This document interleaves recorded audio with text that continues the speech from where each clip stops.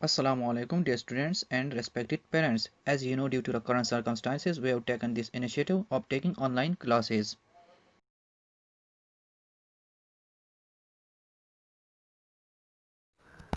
Mass and weight यानी mass और वज़न।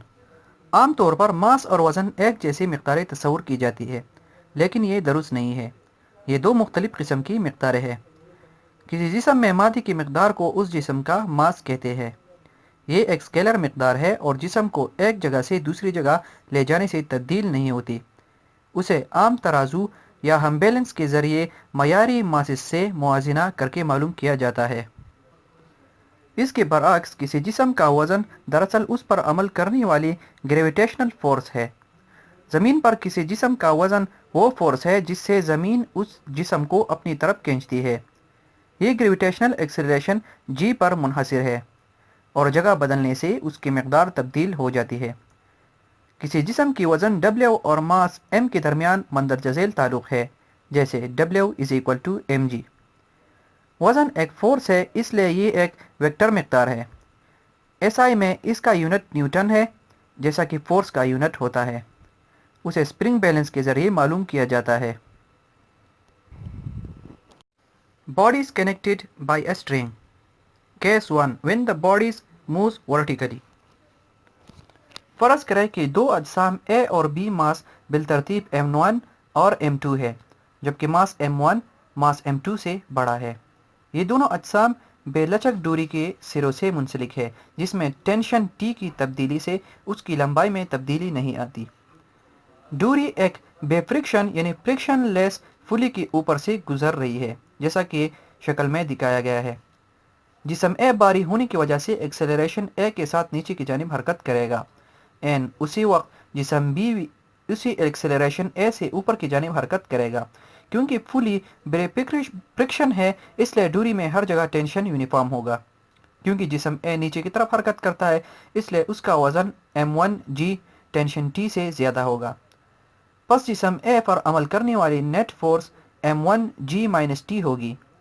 न्यूटन के दूसरे कानून के मुताबिक m1g - T = m1a होगा। क्योंकि जिस्म B ऊपर की तरफ हरकत करता है, इसलिए उसका वज़न m2g दूरी में टेंशन T से कम होगा। बस जिस्म B पर अमल करने वाली फोर्स T - m2g होगी। न्यूटन के दूसरे कानून के मुताबिक T - m2g = m2a होगा।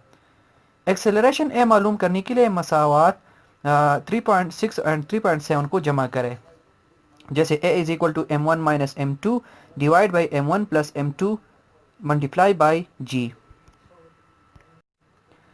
टेंशन T मालूम करने के लिए T = 2m1 m2 divide by m1 + m2 g होगा। मंजरबाला सिस्टम को एडवर्ड मशीन भी कहते हैं।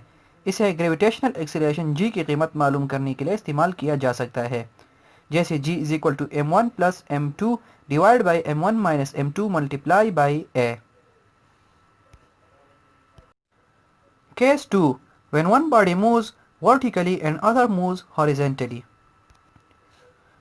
फर्ज करें कि दो अजसाम A और B का मास बिलतरतीब m1 और m2 है और वो एक बेलचक दूरी की सिरों से मुंसलिक है।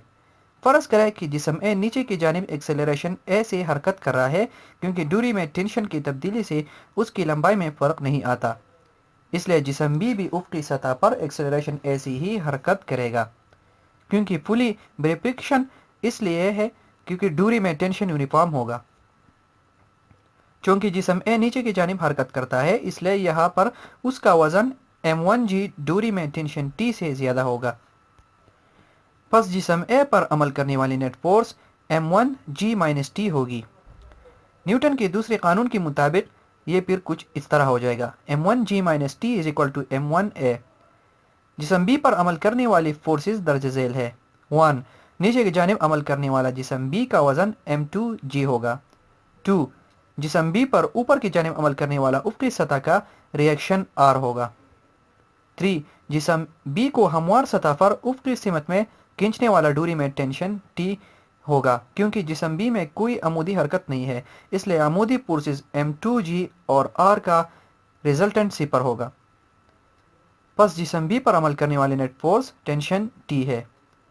نیوٹن کے دوسرے قانون کے مطابق یہ کچھ اس طرح ہو جائے گا T is equal to m2a. پھر دونوں ایکویشنوں کو جمع کرنے کے بعد A کی قیمت معلوم کی جا سکتی ہے یعنی ویلیو، جو کہ ویلیو کچھ یوں ہوگی A is equal to m1 divide by m1 plus m2 multiply by g. A کی ویلیو درجہ ذیل بھی ہو سکتی ہے جیسے T is equal to m1 m2 divide by m1 plus m2 multiply by g.